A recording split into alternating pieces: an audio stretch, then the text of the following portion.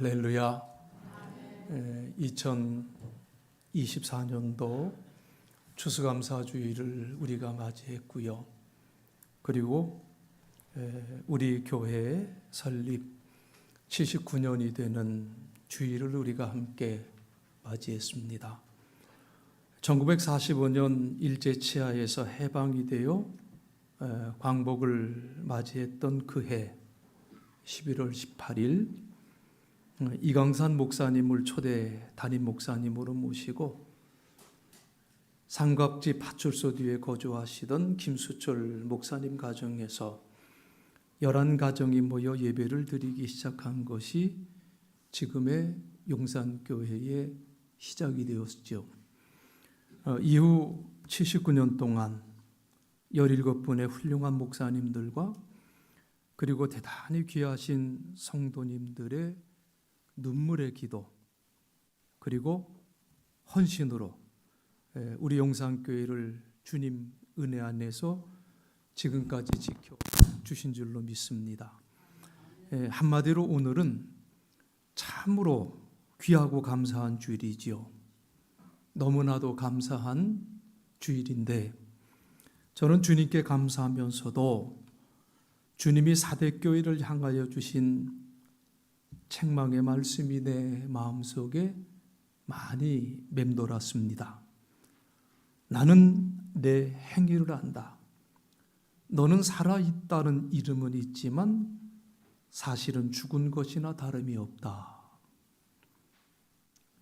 요한계시록 3장 1절의 말씀인데 주님이 사대교회를 향해 죽은 교회라고 말씀하신 그 이유는 바로 사대교회가 교회로서의 사명을 상실했기 때문이다.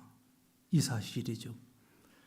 우리는 귀한 절기를 맞이하면서 우리 용산교회가 주님으로부터 칭찬 듣는 교회가 되어야지 책망 듣는 교회가 되어서는 안 되지 않겠는가. 그런 마음이 강하게 참 많이 들었어요. 감리교회의 창시자인 요한 웨슬레는요, 감리교회의 미래에 대해서 이렇게 말을 했습니다. 나는 감리교인들이 유럽이나 미국에서 없어질 것을 두려워하지 않습니다. 내가 정말 두려워하는 것은 감리교인들이 능력을 상실한 종교의 형태를 가진 죽은 종파로 존재하는 것입니다. 의심의 여지 없이 이들이 교리와 성령과 훈련을 게을리한다면 그렇게 되고 말 것입니다. 라는 말이에요. 웨슬리는 믿음의 생활은 교리와 성령과 훈련으로부터 시작이 되어야 된다. 이런 얘기를 했고요. 또 이런 말도 했지요. 내가 두려워하는 것은 감리교인들이 그들을 정말 위대한 사람들로 만들어줄 열정과 능력과 흥분, 초월적인 요소를 잃어버리고 살면서도 거기에 만족하는 것이다 라는 말을 남겼어요. 오늘 저에게도 웨슬리가 가지고 있었던 그 두려움이 사실 엄습합니다. 혹여나 우리 교회가 타성에 젖어서 지금의 상태에서 그래 이만하면 됐지, 다 어려운 상황에서 뭐 노력한다고 되나, 나 혼자 그냥 잘 믿으면 되는 것 아니냐, 이런 생각에 빠져 있을까 하는 그 두려움이 사실은 저에게 굉장히 큽니다. 눈에 보이는 정말 작은 성과에 만족해버리고 정작 우리가 가져야 할 것들을 잃어버리는, 그래서 주님이 죽은 교회라고 평가하시는 교회가 되면 어떻게 될까? 이런 안타까운 마음이지요. 여러분, 오늘 우리가 살고 있는 이 시대는요, 교회의 정체성이 아주 심하게 도전받고 있는 시대예요. 교회가 뭐냐? 여러분 늘 그러한 질문이 있으신가요? 교회가 무엇이냐는 이 근본적인 질문에 대한 대답을 못하고 있는 것이 오늘날 대부분의 믿는 사람들의 현실이라 그 말이에요. 저는 교회가 이 질문에 대답을 하기 위해서는 다시 처음으로 돌아가서 예수 그리스도는 누구신가 하는 이 질문을 우리가 먼저 던져야 된다는 말씀을 드리고 싶습니다.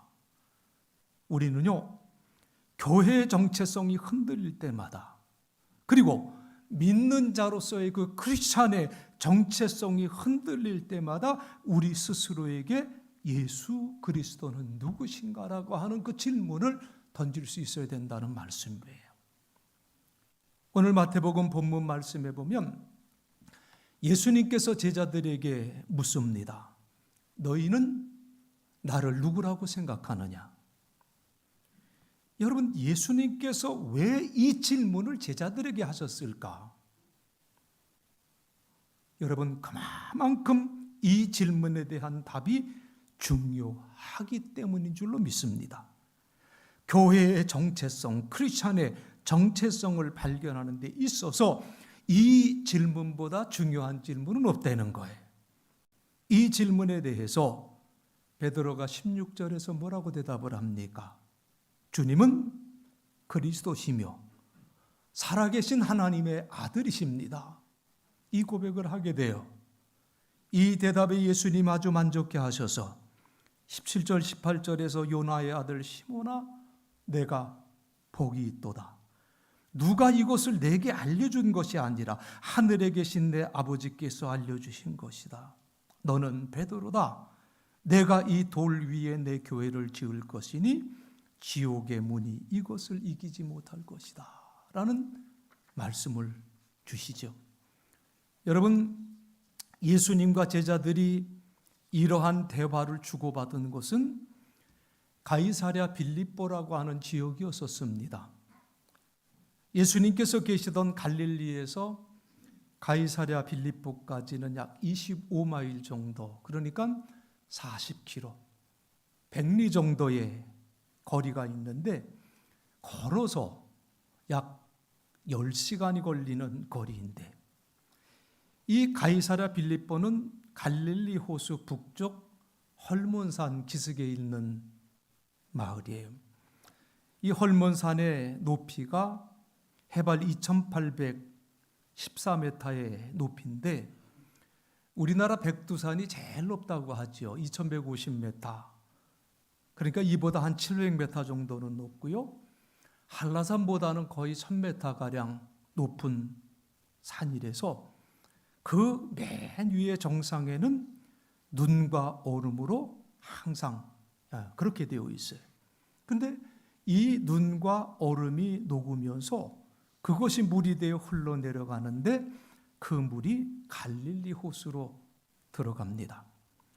이 가이사랴 빌립보는 이 헐몬산 기슭에 위치해 있는데 해발 350m 정도의 제법 높은 곳에 위치해 있습니다.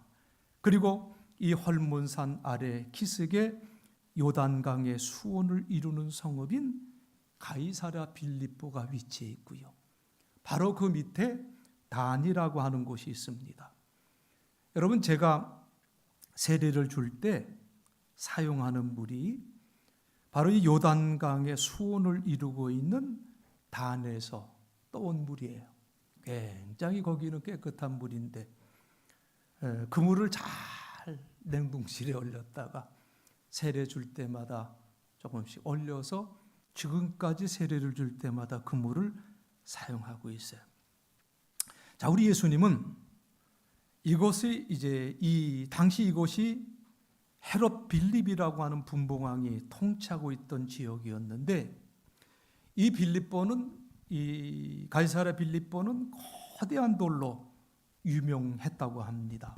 높이가 30.5m, 넓이가 152m가 되는 거대한 바위가 있었는데 헤롯 대왕이 이 거대한 바위 위에 가이사를 신격화하기 위해 흰 대리석으로 신전을 지었다고 그래요. 유대의 역사가 요세푸스의 책에도 그 신전에 대한 이야기가 나올 정도로 당시에 이 가이사의 신전은 굉장히 유명했다고 합니다.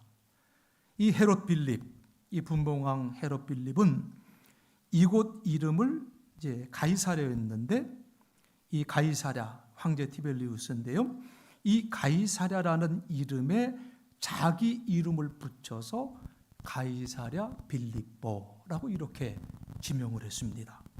그리고 이 헐몬산은 당시 아주 성스러운 산으로 사람들이 여겼기 때문에 가이사랴 빌립보는 많은 고대 종교들이 번성했던 곳이었었어요.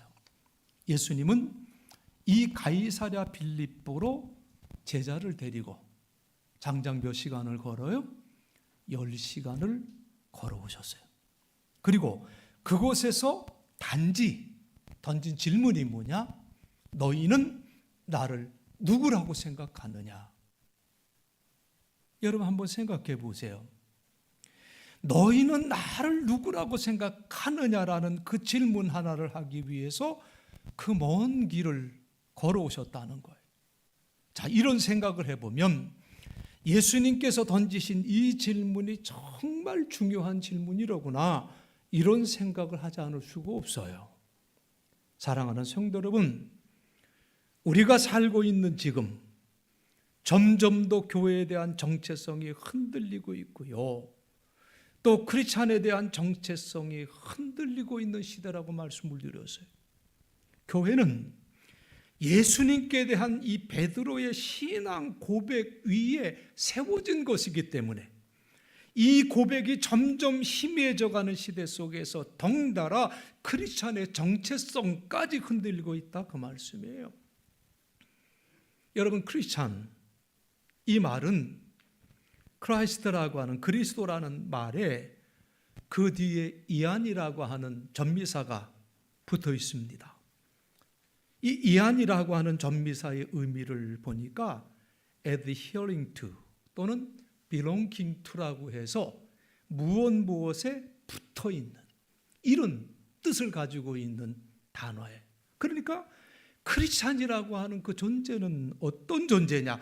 무엇보다도 예수님을 믿는 사람들인데 어떻게 믿는 사람들인가 하면 예수님께 꼭 붙어 있는 사람이 크리스찬이라는 거예요. 그러므로 크리스찬은 자신의 삶에서 예수 그리스도의 가르침을 실천함으로 증명하는 사람들이고, 크리스찬은 그리스도께 꼭 붙어 있는 사람들이기 때문에 크리스찬으로서의 중요한 가치를 소유하고 지키는 사람이 크리스찬이에요.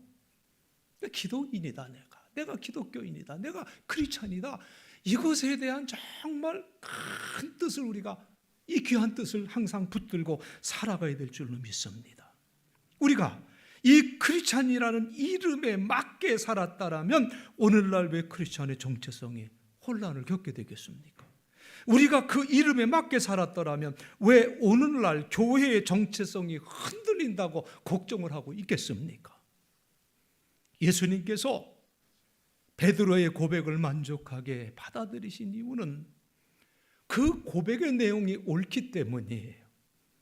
엄밀한 의미에서 이것은 베드로가 고백한 것이 아니라 하나님께서 베드로의 입을 통해서 예수님이 누구신지를 가르쳐 주셨어요. 그리고 교회는 이 고백 위에 세워졌다는 것을 한시도 잊지 마시길 주님의 이름으로 간절히 부탁을 드립니다. 예수님께 대한 신앙 고백이 흔들리면 교회의 정체성도 같이 흔들릴 수밖에 없어요. 너는 베드로다. 내가 이 돌 위에 내 교회를 지으리니 지옥의 문이 이곳을 이기지 못할 것이다. 여러분, 베드로는 지난주에 말씀드린 것처럼 페트로스라고 하는 히라보를 우리말로 발음한 것이라고 그랬어요. 아람어로는 게바라고 하는데 모두가 바위, 반석이라는 뜻을 가지고 있죠.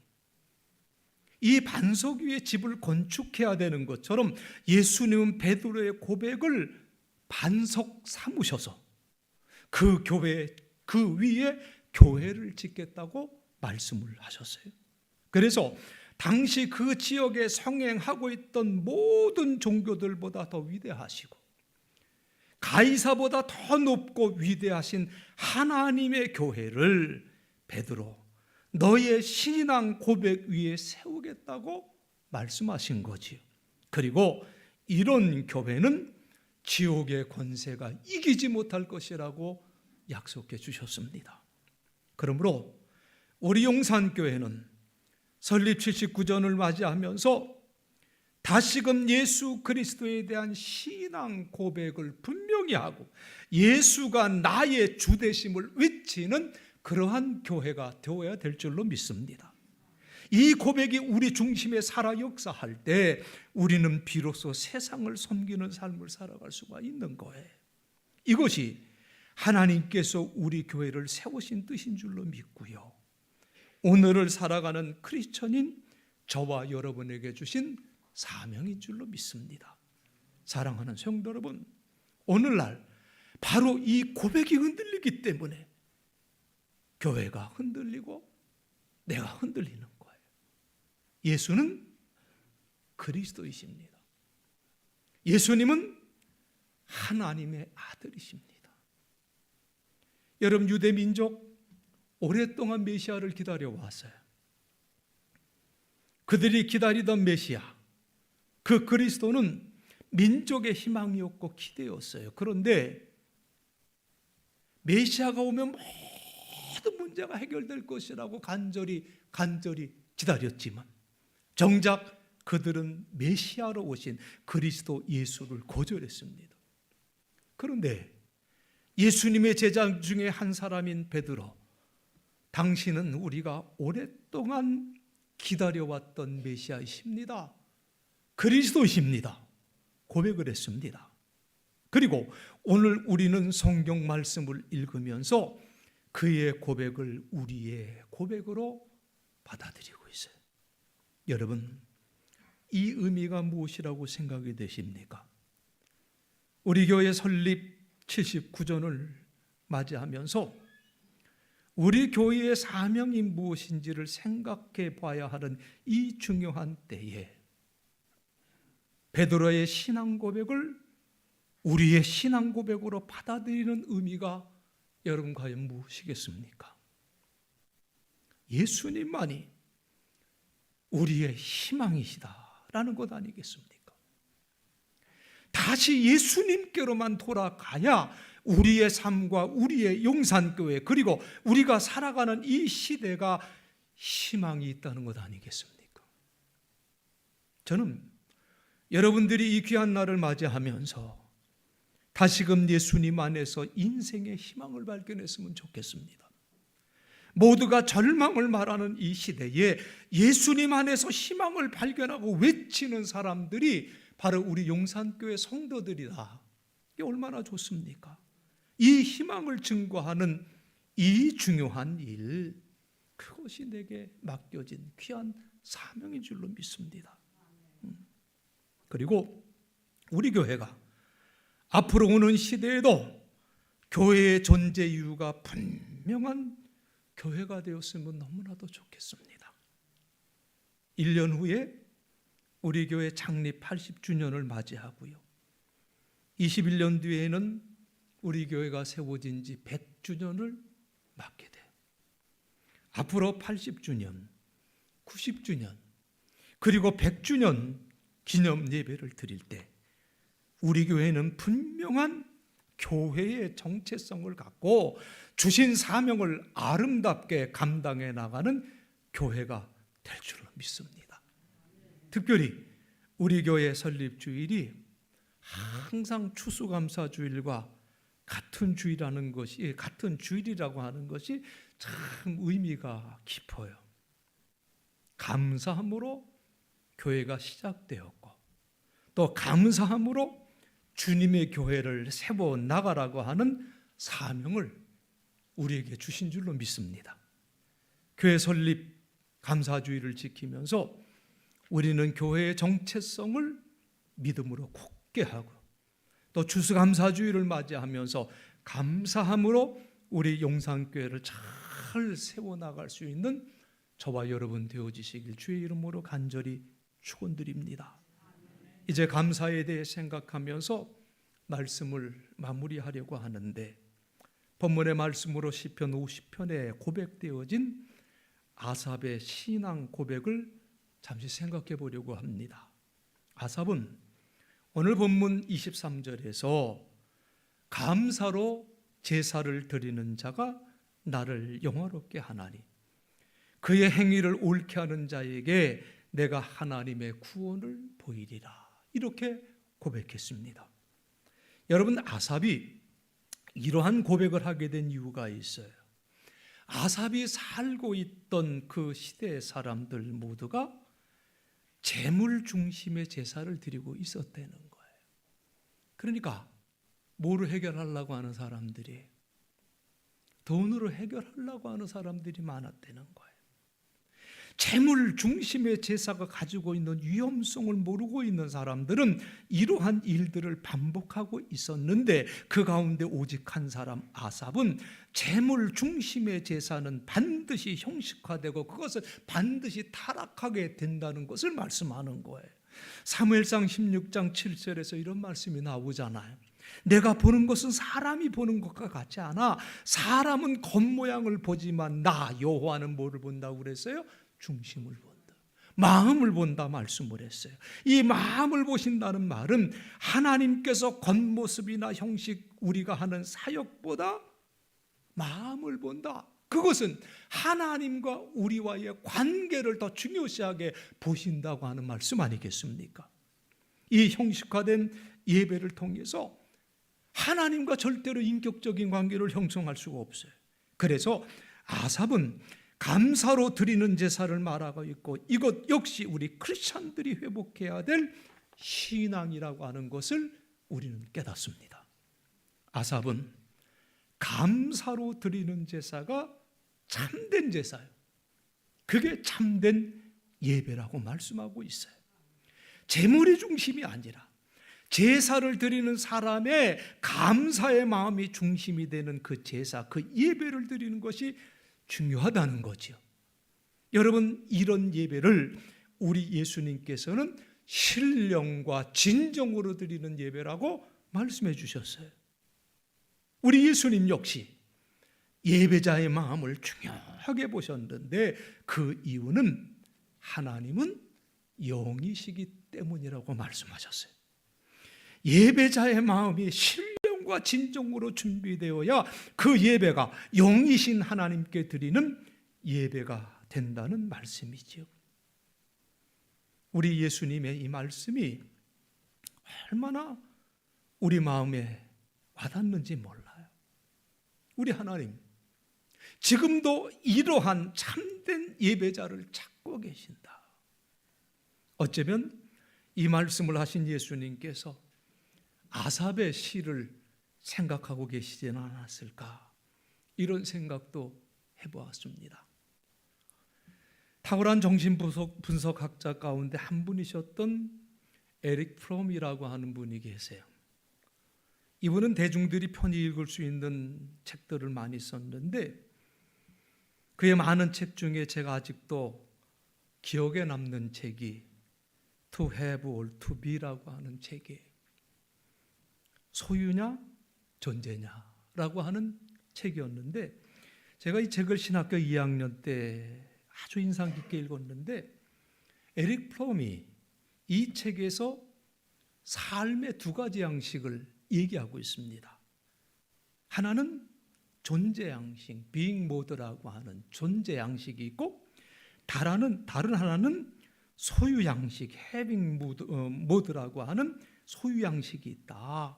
존재 양식이 있고 소유 양식이 있다. 이 양식 속에 사람들이 살아가는데, 이 소유 양식의 삶은 무엇인가 내가 가짐으로써, 소유함으로써 기쁨과 행복과 보람을 느끼는 삶의 방식이고, 반대로 이 존재 양식의 삶은 무엇을 소유해서가 아니라 나의 것을 나눠주고 베풀면서 삶의 의미를 느끼는 삶의 양식이라는 거죠. 그래서 에릭 프롬은 그런 말을 해요. 존재 양식의 삶은 자기를 새롭게 하는 것, 자기를 성장시키고 흐르게 하며 사랑하는 것, 관심을 가지고 귀 기울이며 베푸는 것, 모든 관계를 살아있는 것으로 파악하는 삶의 양식을 의미한다고 얘기를 합니다. 사랑하는 성도 여러분, 지금은 크리스찬의 삶에 대해서 생각을 많이 해야 될 때라고 생각이 돼. 많이 해봐야 돼. 내가 하나님의 부르심을 받은 이유와 목적이 과연 뭐냐? 이것에 대해서 우리가 진지하게 성찰해야 될 그러한 때라는 거예요. 그리고 세상에 대한 이 크리스찬의 책임에 대해서 우리는 고민해야 될 때라는 거예요. 소유 양식의 삶을 사는 사람은 절대로 하나님을 기쁘시게 하는 삶을 살 수가 없어요. 내가 무엇을 얼마나 많이 소유했느냐 하는 것으로 성공과 실패를 말하고 행복과 불행을 말하는 사람들에게는요, 절대로 감사가 있을 수 없다는 거예요. 자기가 이미 가진 것보다 가지지 못한 것들에 대한 불평이 생기기 때문이에요. 아삽의 말을 빌린다면 소유 양식의 삶을 사는 사람은 재물 중심의 제사를 드리는 사람들과 똑같다는 거지요. 재물 중심의 제사가 결국은 형식화되듯이 소유 양식의 삶을 사는 사람, 하나님과도 형식적인 관계에 머물게 될 수밖에 없습니다. 그러나 여러분, 존재 양식의 삶을 사는 사람은 소유가 아니라 관계를 중요하게 생각해. 여러분, 하박국 선지자가 하박국서 3장 17절로 18절에서 그렇게 고백하지요. 비록 무화과 나무에 무화과가 없고 포도나무에 포도가 없고 올리브 나무에 거둘 것이 없고 밭에 거둘 곡식이 없으며 우리의 양이 없고 외양간에 소가 없을지라도 나는 누구 때문에? 여호와로 인하여 나는 여호와 때문에 기뻐하겠습니다. 나를 구원하시는 하나님을 즐거워하겠습니다. 고백하지 않았습니까? 이 하박국 선지자의 고백이 우리에게 감동을 주는 이유는 그의 고백이 존재 양식의 삶이 어떤 것인지를 우리에게 분명히 보여주고 계시기 때문인 줄로 믿습니다. 내가 가지고 있는 것들을 다 잃어버린다 할지라도 마지막 남는 것 한 가지가 있습니다. 그것은 하나님과의 관계입니다. 부모와 자식 간의 관계를 부인할 수 없듯이 나는 구원의 하나님 때문에 기뻐합니다. 여러분, 이것이 존재 양식의 삶이에요. 그리고 마지막으로 우리가 아삽에게 고마워해야 될 것은 그를 통해서 존재 양식의 삶을 가능하게 하는 것이 무엇인지 우리에게 가르쳐주고 있기 때문이에요. 그는 시편 50편 23절에서 이렇게 말합니다. 감사로 제사를 드리는 자가 나를 영화롭게 하나니 그의 행위를 옳게 하는 자에게 내가 하나님의 구원을 보이리라 말씀을 했습니다. 이 말씀이 NLT 성경에는 이렇게 나와 있습니다. 감사를 드리는 것이 진정으로 나를 높이는 제물이다. 너희가 나의 길을 떠나지 않고 지킨다면 하나님의 구원을 보여줄 것이다 라고 말씀을 했어요.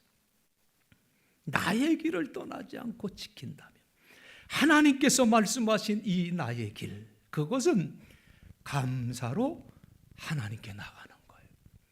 감사로 하나님께 나가는, 감사로 하나님께 예배드리고 상황에 구애받지 않고 범사에 감사하는 거예요. 이것이 하나님께서 마련해 놓으신 나의 길, 하나님의 길인 줄로 믿습니다. 개역 성경에는 이 길이 그 행위를 옳게 하는 자라고 번역을 하고 있지요. 사랑하는 성도 여러분, 감사는요, 하나님 앞에서 우리가 드려야 하는 올바른 행위예요. 감사는 지금까지 하나님께서 나의 삶 속에서 행하신 일들을 모두 인정하고 감사하며 받아들이는 거예요. 그래서 감사야말로 하나님께 올려드리는 최고의 제물이지요. 형식이 갖춰지지 않아도, 열악한 환경 속에서 드리는 예배를 할지라도 예배자들의 마음속에 감사하는 마음이 있으면 그것이 여러분 하나님 앞에 최고의 예배가 된다는 것을 꼭 믿으시기를 간절히 바랍니다. 지금부터 404년 전인 1620년 102명의 청교도들이 메이플라워를 타고 대서양을 거쳐 도착했던 것이 미 동부 플리머스였었습니다. 12월에 도착한 이들, 미 동부의 아주 혹독한 추위, 그 겨울을 보내고 가까스로 살아남았고, 이렇게 살아남은 사람들이 그 이듬해에 하나님께 감사 예배를 드렸던 것이 감사절의 유래가 됐습니다. 여러분, 이들이 남긴 말 중에 유명한 짧은 말이 한 가지가 있어요. Think and thank God이라고 하는 말이에요. Think and thank God. 생각하고 하나님께 감사하자. 생각하고 하나님께 감사하자. 여러분, 생각해 보면 모든 것이 하나님의 은혜. 생각해 보면 하나님의 은혜가 아닌 것이 없어요. 그리고 모든 것이 감사의 이유들이, 기쁘고 즐거웠던 일들도, 너무 힘들었던 시간들도, 너무너무 아프고 절망했던 그러한 순간들도 생각해보면 모두가 하나님의 은혜였었어요. 이런 감사의 고백이 우리의 삶 속에 넘쳐나야 될 줄로 믿습니다. 무엇보다도 주는 그리스도시요 살아계신 하나님의 아들이십니다. 고백했던 그 베드로의 고백이 오늘 저와 여러분의 확실한 신앙의 고백이 되어지기를 간절히 바랍니다. 이 고백 위에 주님이 우리 교회를 세우신 거예요. 항상 예수님이 나의 구세주가 되심을 감사하면서 우리에게 허락하신 우리 용산교회 더욱더 굳게 세워나가는 우리 모두가 다들 되어지시길 주님의 이름으로 간절히 축원드리겠습니다. 기도하시겠습니다. 하나님, 감사합니다. 2024년도 추수 감사절을 맞이하여 우리 용산교회 설립 79전을 함께 맞이할 수 있도록 우리를 인도해 주시오니 감사를 드립니다. 우리 주님, 가이사랴 빌립보에서 주는 그리스도시요 살아계신 하나님의 아들이십니다. 그 고백 위에 교회를 세우셨으니 우리도 이 고백 위에 참된 희망을 발견하며 그리고 그 희망을 증거하며 살아가는 삶이 될 수 있도록 도와주옵소서. 우리의 삶이 다하는 그날까지 주 되신 그리스도를 항상 가까이 따르며 주는 그리스도시요 살아계신 하나님의 아들이심을 고백하며 증거하며 그리고 내 삶뿐만 아니라 내 가정, 내 이웃의 구원의 열매를 맺어가는 삶이 될 수 있도록 도와주옵시고 이 믿음의 고백과 하나님을 향한 감사를 온전히 회복하는 우리 모두가 되게 하여 주셔서 우리 용산교회가 하나님이 맡겨주신 귀한 사명, 영혼 구원의 사명 잘 감당하는 교회 될 수 있도록 도와주시고 우리 용산교회 권속들 모두에게 하나님의 크신 은혜와 크신 복을 허락하여 주옵시며 이 복이 세상을 향하여 펼쳐지게 하여 주옵소서. 예수 그리스도의 이름 받도록 간절히 기도드리옵나이다. 아멘. 오늘은 우리 이종원 지휘자께서